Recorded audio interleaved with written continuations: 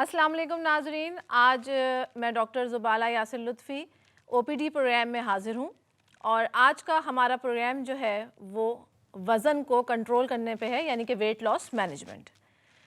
Weight loss management को आम तौर पर बहुत मुश्किल समझा जाता है। अगर मैं कहूँ कि ये इंतहाई आसान काम है अगर आप इसको समझ लें।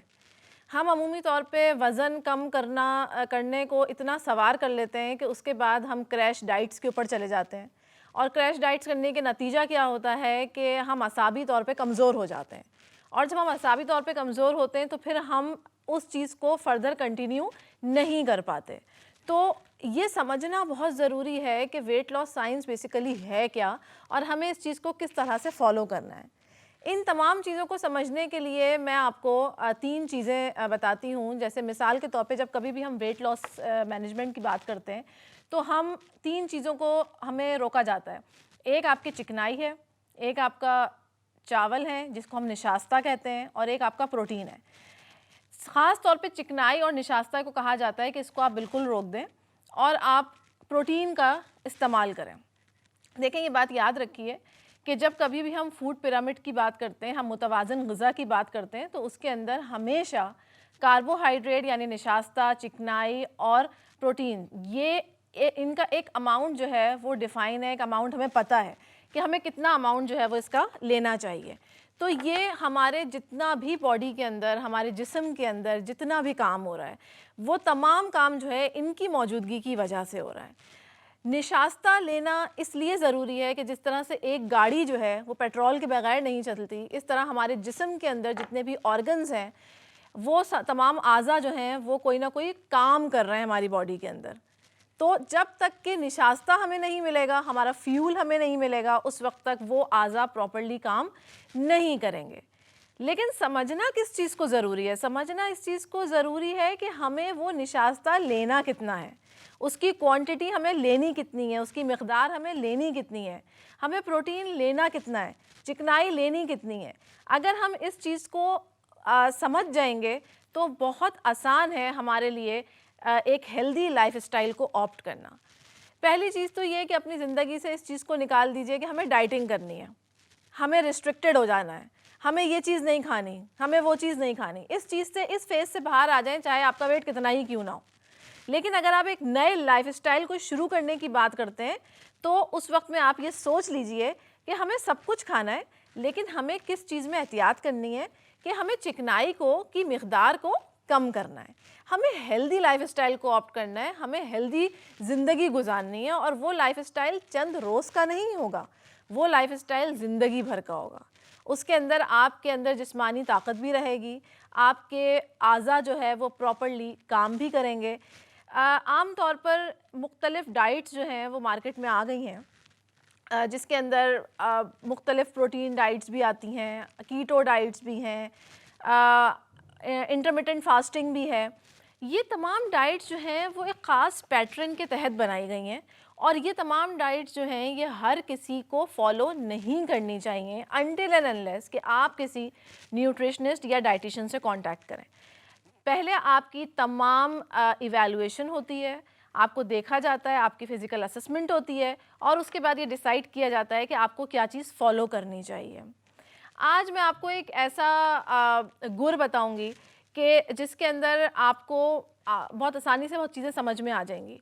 मिसाल के तौर पे जब हम बात करते हैं जनाब नाश्ते की हम बात करते हैं, अमूमी तौर पे ये देखा गया कि लोग नाश्ता छोड़ देते हैं क्योंकि उनको दुबला होना होता है। हमें दुबला नहीं होना, हमें हेल्दी होना है। हमें वज़न कम करना है लेकिन अपनी सेहत को सेक्रीफाइस नहीं करना कि हमने इतना वज़न कम कर लिया कि हम इतने निढाल हो गए कि उसके बाद हम चंद कदम भाग भी नहीं सकते, हमारा एनर्जी लेवल इतना लो हो गया। हम ना खा के या फाके करके अपने वज़न को तो कम कर सकते हैं, लेकिन हमारे अंदर जब एनर्जी ही नहीं होगी तो फिर फ्यूल ही नहीं होगा प्रॉपर, तो फिर हम अपनी ज़िंदगी के रोज़मर्रा जो मामलात हैं उनको किस तरीके से पूरा कर पाएंगे।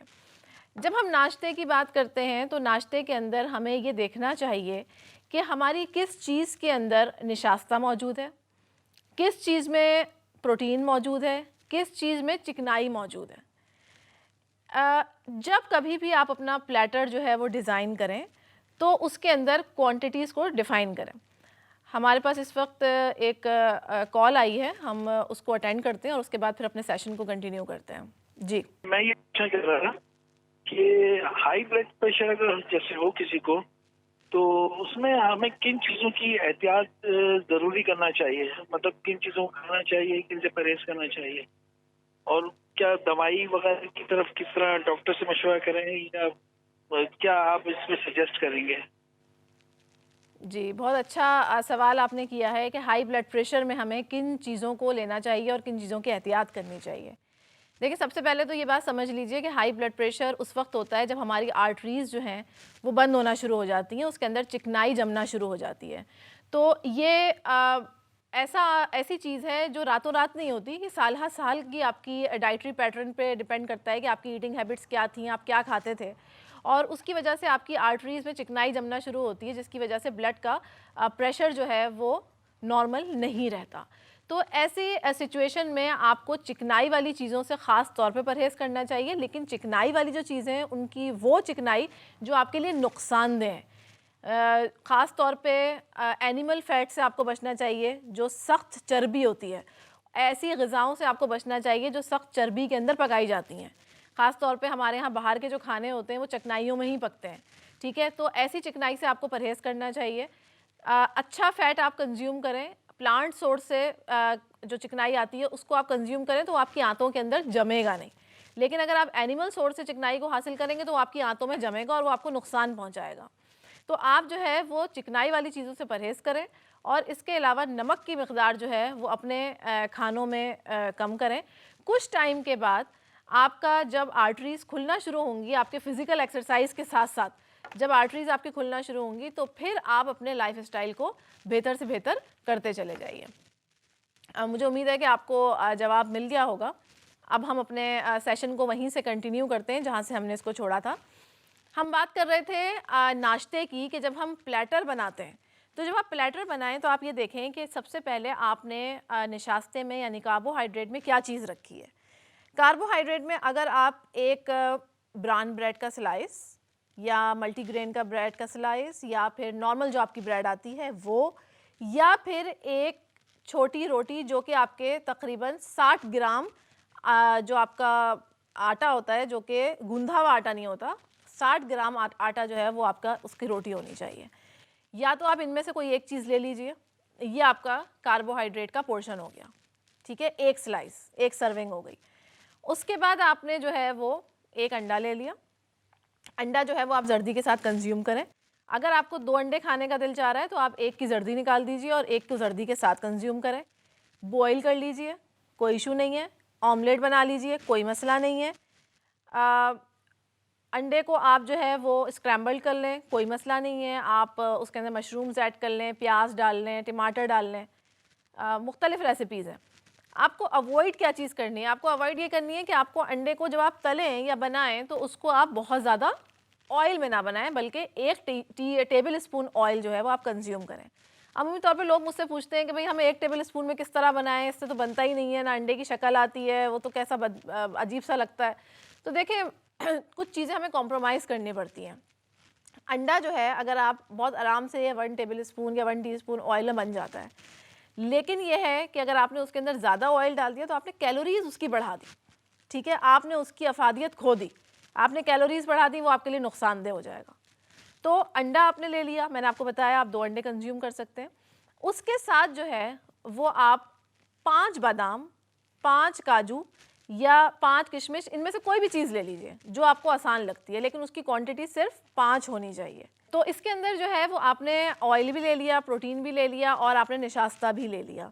अब आप इसके अंदर अपने सैलेड को ऐड कर सकते हैं। अब आपका एक्स्ट्रा खाने का दिल चाह रहा है, आप इसके अंदर सैलेड को ऐड कर लें।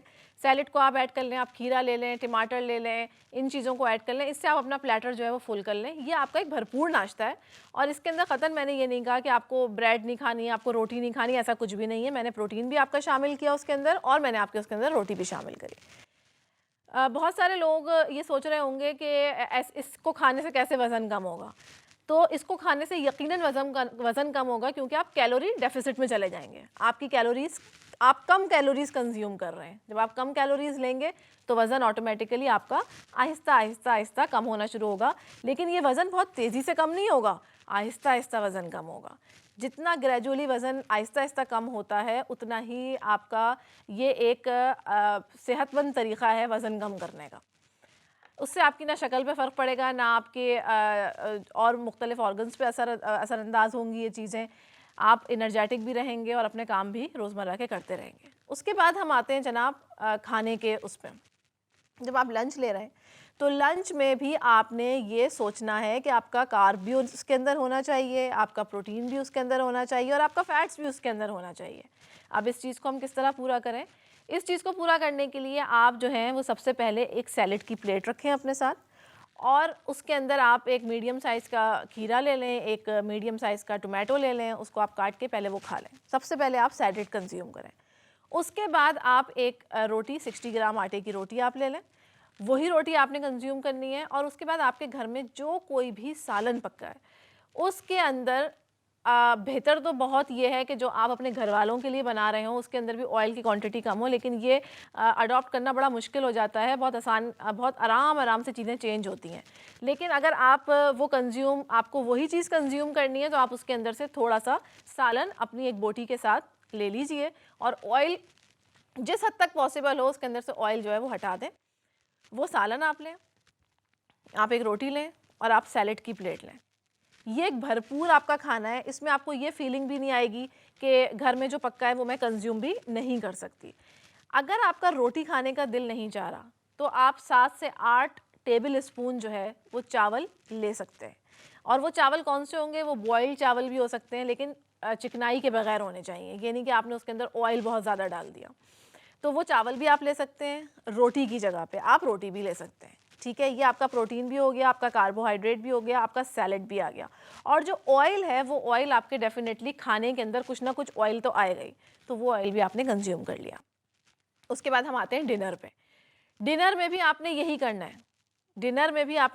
है। इतनी ही रोटी, इतना ही आपने कोई गोश्त ले लिया, लेकिन गोश्त का ये ख्याल कीजिएगा कि गोश्त जो है वो लीन हो, यानी कि उसके अंदर से चिकनाई बहुत कम हो।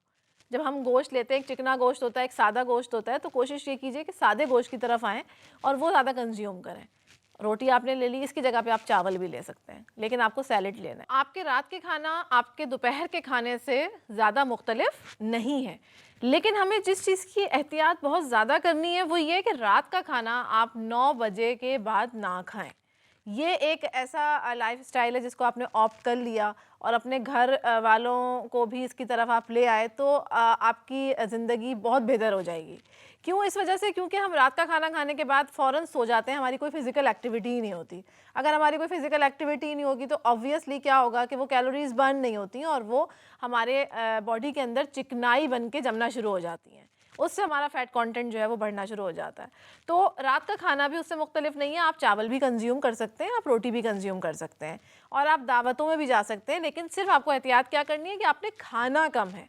आपने खाना सब कुछ है, लेकिन आपने खाना कम है। अब हम कुछ ईमेल्स की तरफ चलते हैं। कुछ लोगों की ईमेल्स आई हुई हैं तो हम उनका जवाब दे देते हैं। सवात से नासरा खातून की ईमेल आई है और वो पूछती हैं कि क्या शुगर खाने से ज़ियाबतीस हो जाती है? तो आम तौर पे हम लोग यही समझते हैं कि जो लोग मीठा ज़्यादा खाते हैं उनको शुगर होती है, तो ऐसा हरगिज़ नहीं है। शुगर का होना जो है उसके बहुत सारे रीज़न्स होते हैं पीछे। शुगर ब्लड के अंदर शुगर की क्वांटिटी बढ़ जाना, शुगर की मिक़दार बढ़ जाना, यानी कि आपके ब्लड के अंदर जो शुगर है वो प्रॉपर तरीक़े से रेगुलेट नहीं हो पा रही, यानी प्रॉपर तरीके से ब्लड उसको कैरी नहीं कर पा रहा। उसकी बुनियादी वजह यह है कि हमारे जिस्म में एक हार्मोन रिलीज़ होता है जिसको हम इंसुलिन कहते हैं और आमतौर पर लोग उससे वाकिफ़ हैं। तो इंसुलिन जो है वो अगर सही तरीके से पैनक्रियाज रिलीज़ ना करें या फिर वो इंसुलिन जो है वो बिल्कुल ही आना बंद हो जाए, पैनक्रियाज से रिलीज़ होना बंद हो जाए, तो जो कुछ भी आप खाते हैं उसके अंदर से जो भी शुगर निकलती है वो हमारे ब्लड में जाती है। तो ब्लड जो है वो उसके अंदर रेगुलेट नहीं कर पाती, जिसकी वजह से शुगर की क्वांटिटी बढ़ जाती है। तो इसके मल्टीपल इफ़ेक्ट्स होते हैं। तो ऐसा हरगिज़ नहीं है कि शुगर खाने से शुगर होती है, बल्कि पैनक्रियाज का प्रॉपर काम ना करना जो है वो इंसुलिन प्रोवाइड नहीं करता बॉडी के अंदर, जिसकी वजह से आपको आपके ब्लड में जो शुगर मौजूद है वही शुगर जो है सही रेगुलेट नहीं कर पाती, जिसकी वजह से हमारे पास ये आता है कि ब्लड के अंदर शुगर की क्वांटिटी बढ़ गई है। दूसरी ईमेल हमारे पास इस्लामाबाद से समरा ने की है और उनका सवाल ये है कि एक्सरसाइज वज़न घटाने के लिए ज़रूरी है। देखें, वज़न कम करने के लिए आपको कम कैलोरीज़ लेनी होती हैं सिर्फ, यानी कि आप जितना खाते हैं उस खाने की क्वांटिटी को आप कम कर दें। अगर आप कैलोरी डेफिसिट में जा रहे हैं, तो आपका वज़न कम होने लगेगा, ठीक है, वज़न कम हो जाएगा। लेकिन एक्सरसाइज हम करते हैं अपनी सेहत के लिए, अपने स्टैमिना को बिल्ड करने के लिए। कोई भी जिस्म का ऐसा हिस्सा जिससे जो काम करना छोड़ दे या जिससे आप बहुत अरसे तक काम ना करवाएं, तो वो जो है वो फ्रोज़न हो जाता है। तो अगर हम एक्सरसाइज करते हैं तो वो वर्किंग में रहता है। तो एक्सरसाइज जो है आपकी फ़िटनेस के लिए ज़रूरी है। वज़न कम करने के लिए एक्सरसाइज का होना ज़रूरी नहीं है। वज़न कम आपका कैलोरी कम करने से भी हो जाएगा, लेकिन अगर आप साथ साथ एक्सरसाइज करेंगे तो वज़न कम होने की रफ्तार बढ़ जाएगी, ठीक है। लेकिन एक्सरसाइज हम करते हैं फ़िटनेस के लिए। एक ईमेल हमारे पास ज़िला दादू से आई है और ये ईमेल हमें करी है सना ने। सना ये पूछती हैं कि पीसीओज़ में क्या डाइट लेनी चाहिए। देखें, पीसीओज़ के अंदर मैं मुख्तसर बात करूँगी। पीसीओज़ के अंदर आपको शुगर से एहतियात करनी है। आप शुगर लें, लेकिन इतनी लें कि वो आपके पूरे दिन में कंज्यूम हो जाए। आपकी इतनी एक्टिविटी हो कि शुगर आपकी जो है वो आप उसको इस्तेमाल कर रहे हैं, उस शुगर को, उस एनर्जी को आप इस्तेमाल कर रहे हैं। इतनी शुगर ना लें कि वो शुगर इस्तेमाल ना हो सके। दूसरी चीज़, चिकनाई का बेहद इस्तेमाल वो नहीं होना चाहिए, यानी कि आपको फ़ास्ट फूड की तरफ नहीं जाना चाहिए, क्योंकि हमें नहीं पता कि कौन कौन से तेलों के अंदर क्या क्या चीज़ें बन रही हैं। तो फ़ास्ट फूड जो है वो आप कंज्यूम ना करें, वरना पीसीओज़ के बाद डायबिटीज़ होने के बहुत चांसेस बढ़ जाते हैं। तो इस वजह से चिकनाई और शुगर, इन दो चीज़ों से आपने लाजमी एहतियात करनी है।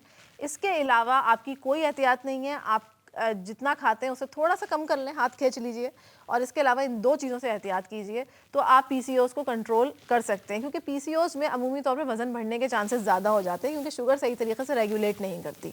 तो इसलिए उसको कंट्रोल करने के लिए आपको इन दो चीज़ों पे ख़ास तौर पे एहतियात करनी पड़ेगी, वरना अगर एक दफ़ा आपका वज़न बढ़ गया पीसीओज़ में, तो फिर वज़न कम करना उससे ज़्यादा मुश्किल मरहला हो जाता है पीसीओज़ के केस में। अदरवाइज़ वज़न कम करना इतना मुश्किल केस नहीं है, पीसीओज़ के केस में मुश्किल हो जाता है। अच्छा, अब हमारी आखिरी जो ईमेल है वो कराची से है।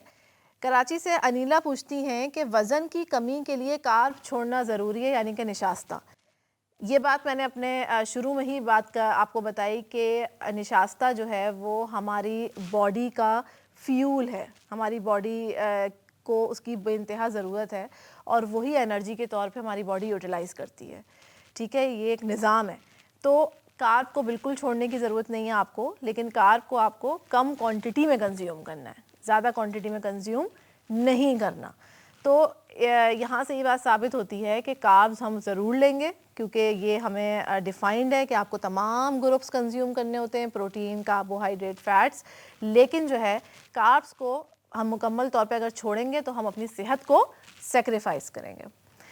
मुझे उम्मीद है कि आज इस सेशन से आपने बहुत सारी चीज़ें सीखी होंगी और आप अपनी आइंदा आने वाली ज़िंदगी में इसको इख्तियार करने की कोशिश भी करेंगे। इसके हवाले से कोई भी आपके सवालात हों तो हमें ईमेल ज़रूर कीजिएगा, ताकि हम अपने दूसरे प्रोग्राम में इन चीज़ों को डिस्कस करें। बहुत शुक्रिया, मुझे इजाज़त दीजिएगा। अल्लाह हाफ़िज़।